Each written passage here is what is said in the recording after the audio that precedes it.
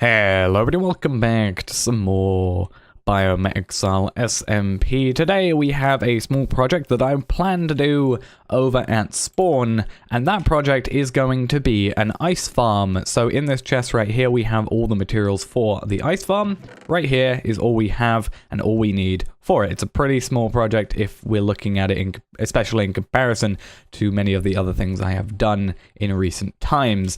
Now you may be wondering, hey, if it's an ice farm, why don't we just make it in our biome? Or, why basically are we making it in the spawn? And the reason for that is because while we do have this biome, which is the ice biome, which is now, since Ben has left and gone to the jungle, is now a wilderness, meaning we can basically destroy any blocks and take any blocks that we want.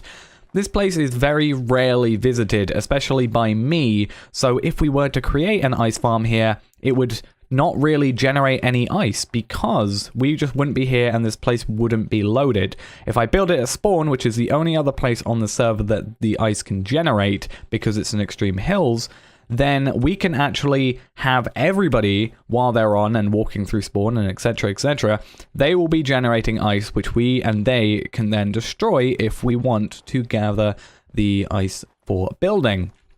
So that is why we're going to build it at spawn and why we're not building it in here, and it would kind of feel weird building a machine that I would use quite often in the wilderness. So hopefully that makes sense. Now let's get on to building this. Okay, so we're at spawn, and if you didn't know, this spawn is an extreme hills biome, as you can see in the top left-hand corner, and that is one of the only biomes that now allow for the creation of ice, the other being the ice plains biome that we were previously in. However, that allows ice creation at any Y level whatsoever. The extreme hills biome is slightly different, requiring you to be past the snow layer, which seems to roughly be about here, before any ice will be formed from water. So, luckily, pretty much all of these, I think every single one of the towers, is at past snow level, and this is our tower right here. So I looked over past our tower and saw a fairly nice area over here, which is where I plan to create this thing. And then maybe in the future, I'm thinking of building a pathway through here and going over to here, so we can quite easily pick the ice up when we want and everybody can come through and do the same. So I'm going to quickly get over there, which takes a little bit of work now, unless I use some ender pearls. I guess that's fair. And I'm going to just quickly... Oh, I'm dying. Nope, I'm dying.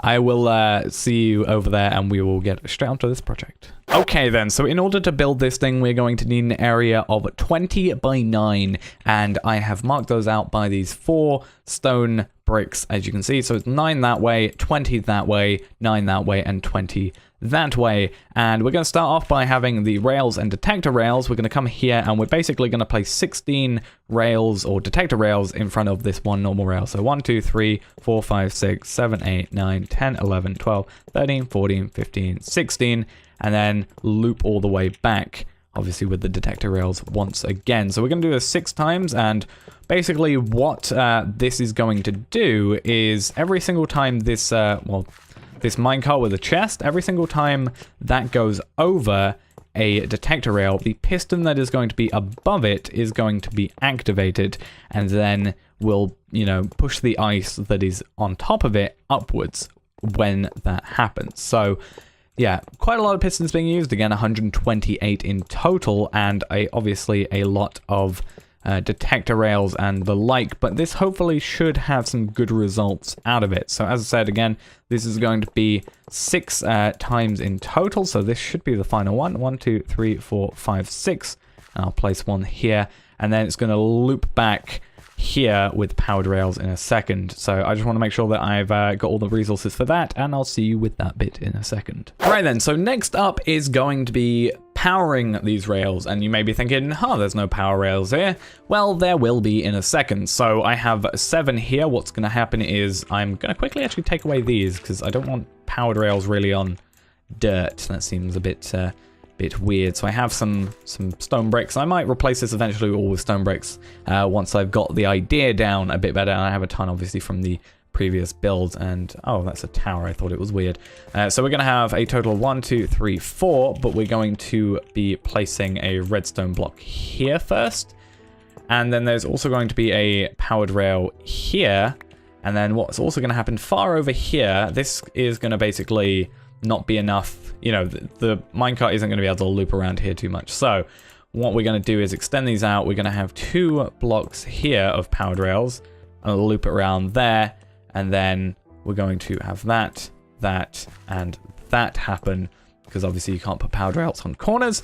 Those should all be powered. That's good. Let's have a quick test, I guess, of the minecart and see if it all goes round.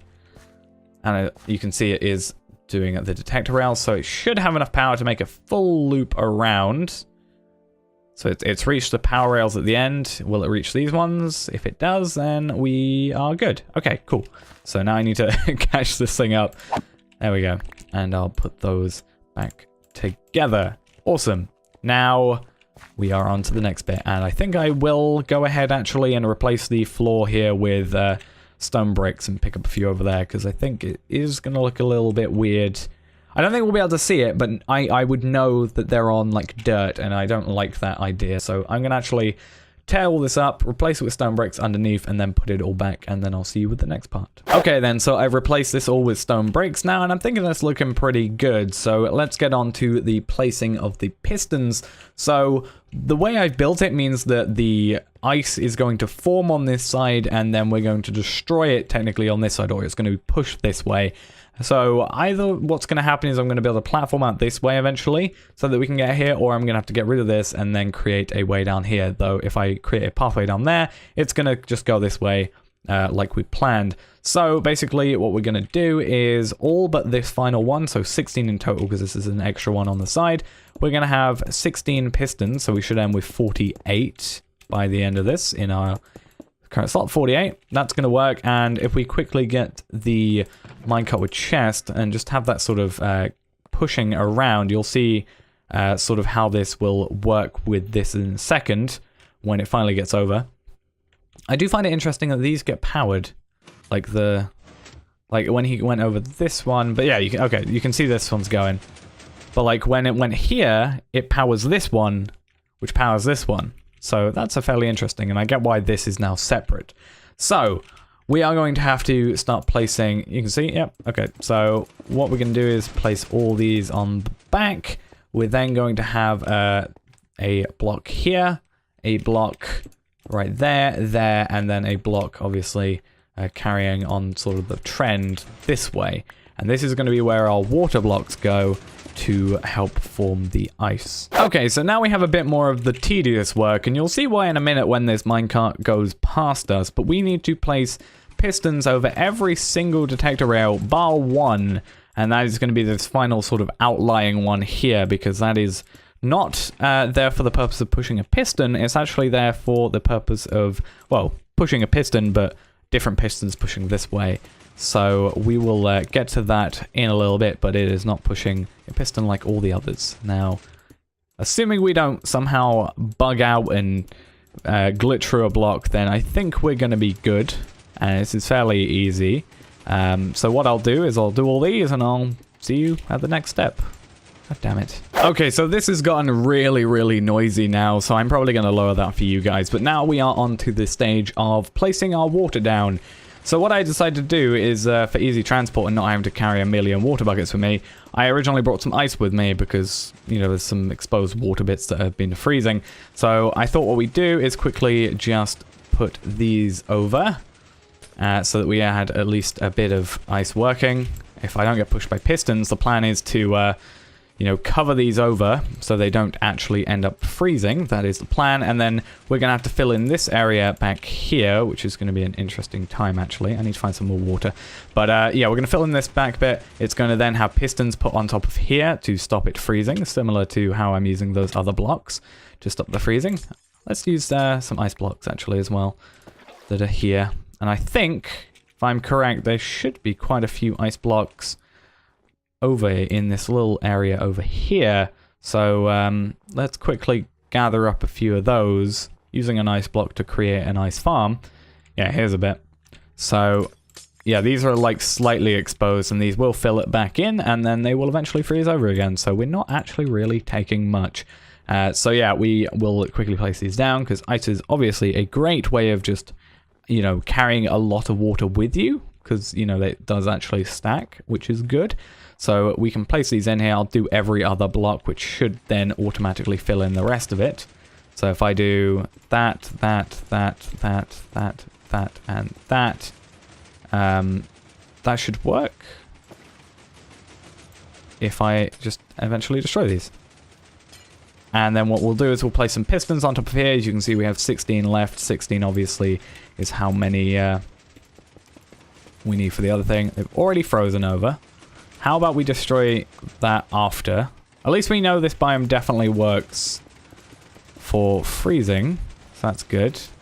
So let's destroy these before I get attacked. There we go. So now these ones will start freezing over.